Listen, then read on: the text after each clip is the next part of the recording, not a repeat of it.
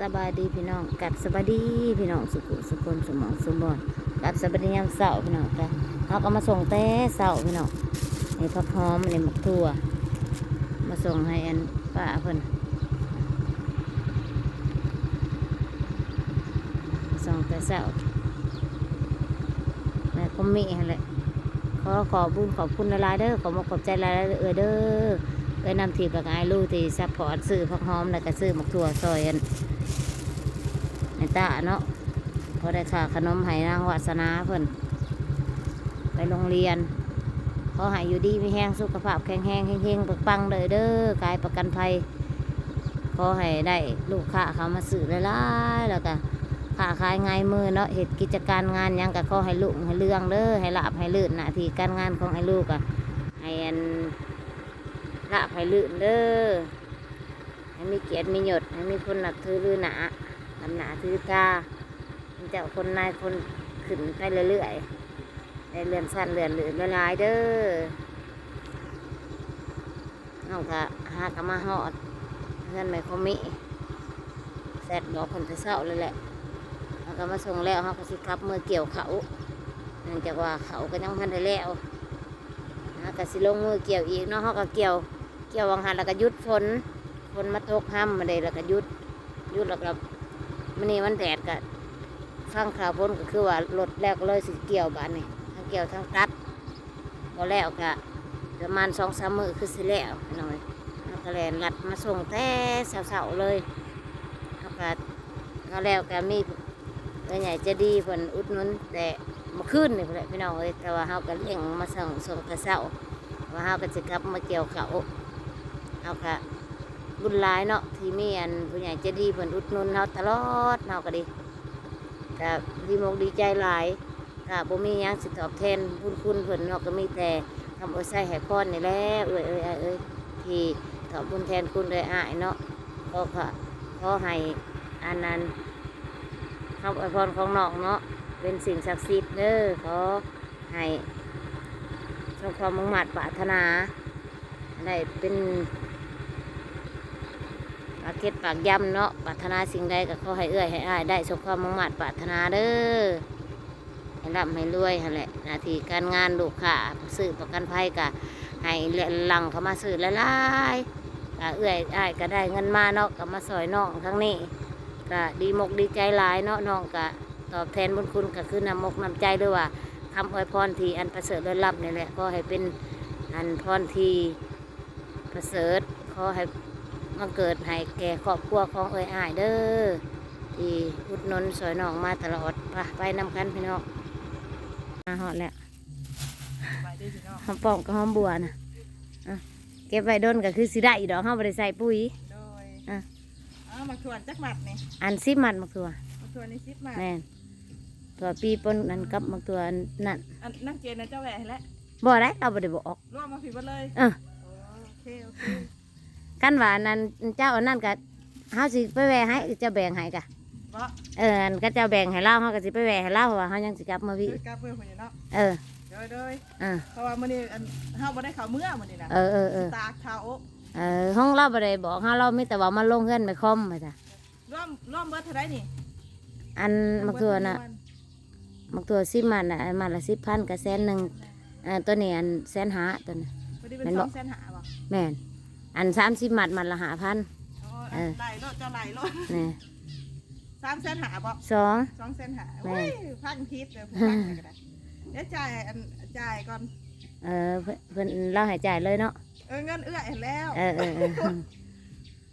200,000เท่าไรก่อนนะสาว250,000อันละกาเจ้าก็แบ่งให้นางอันนั้นเฮาก็สิไปแบ่งให้เราเลยก็ได้เพราะว่าเฮายังสิเมื่อทางนั้นอยู่ฝากน้ำเจ้าในเด้อแม่นบ่เป็นหยังกันเองเอาว่าเจ้ากันยากเนาะเพื่อสิได้แล่นไปส่งเองเฮาเป็นเมื่อทางนั้นเฮาก็สิมื้อนี้คือแดดออกงามเลยอยากเอาเขาออกไปตาก1 2 กับ50,000เลยได้เรียบร้อยจ่ายให้เอื้อยเงินเอื้อยจ่ายให้เอื้อยเงินเอื้อยจ่ายให้ละสาวแม่นแล้วทาก่อนเด้อละสาวแม่นได้เฮาสิอัน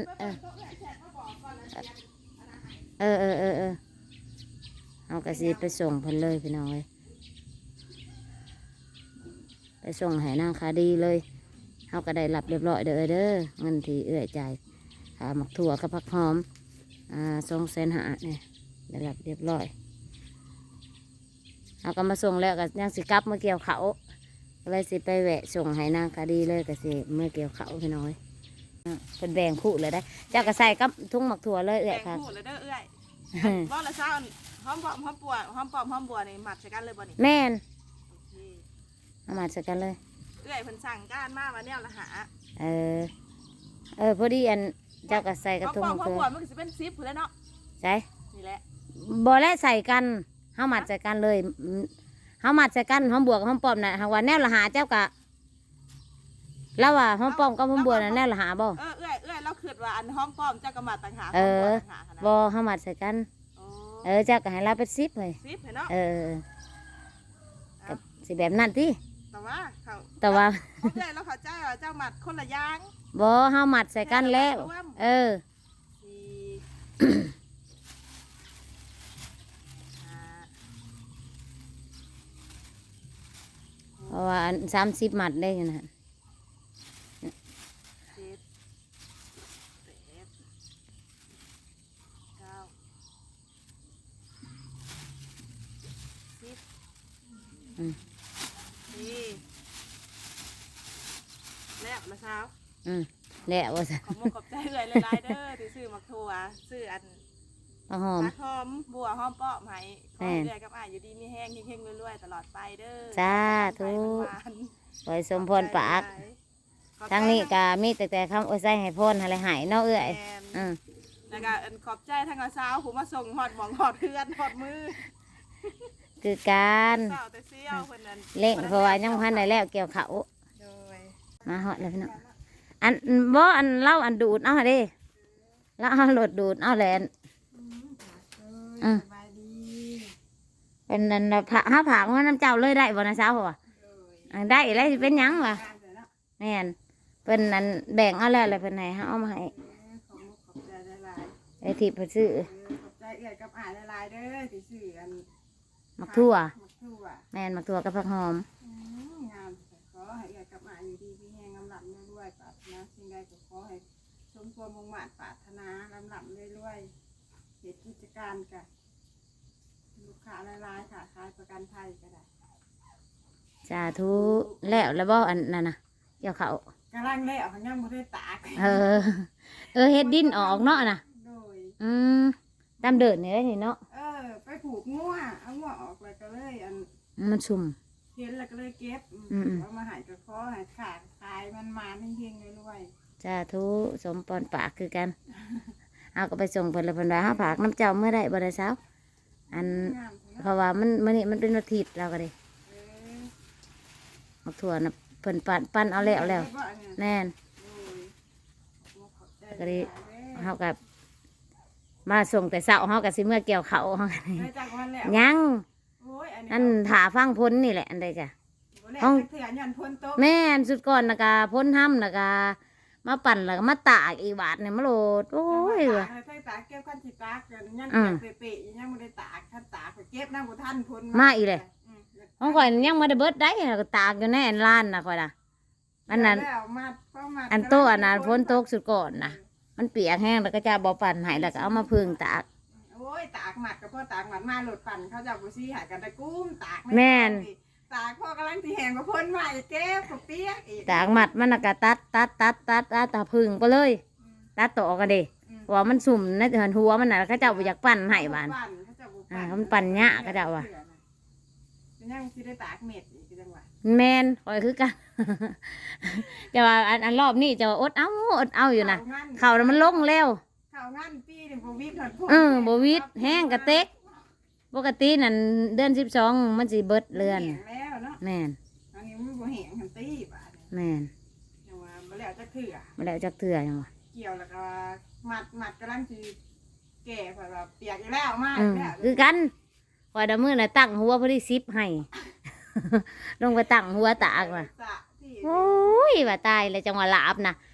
มื้อน่ะรู้ว่าตัดหน้าอีแม่มื้อก่อนฝนสิตกโอ้ยเขาว่าฝนสิแห้งมื้ออื่นว่ะ กระชั้นนะโอ้ย แต่นึ่งละ หน้าก็เป็นแห้งน้ำจักมาแต่ทางใดก็บ่แต่ฝนตก ขั้นนะซึ่งข่อยนะ คือกัน ลายตาตีเจ้านี่นะน้ำหวยกะ อืมจะว่าอันอดเอาซะก่อนนะรัวแม่รถเมื่อยแท้ๆอันเสือเขาเอาพ่อนเขานะว่ะ แม่นอีลีได้ เมื่อนั่นนะมัดบ่แล้วซ้ำให้ไปเสิร์นะก็เพื่อสิแล้วเสิร์คือแต่น้ำนะอ่า ผัดเผือกสีแห้งอีเนาะเสิร์ฟ แม่น ใส่ขาวขาวตัดเปลี่ย แม่น เปลี่ยนเอาขึ้นข้างหน้ากับ ไปเสิร์ข้างหน้าก็บ่ได้แห้งได้ตากก็แล้วต่อเพื่องอันแท้บ่อนตัดหันแล้วตากก็น้ำมันแล้วบ่แล้วก็มาพึ่งอีก2เทื่อพุ่น ทุกคนนานๆเต็มพนานจะเปลี่ยนตาก โอ้ยว่ะ ก็เพื่อนสามจำ อืม ฮบคือเอาขางหนาดน่ะจะไปมันลำบากกว่าฝนตก ถึงมาเนี่ยเคยเห็นหน้าปีน หักปั่นแล้วบ่ล่ะบ่ ปั่นแล้วตามันเสีย อืมแต่ลายเป็นได้ปีนี่ โอ้ยบ่ได้นะเขาหน้าบ้าน อืม ได้เขาที่50นี่แหละ ถูกตาผูก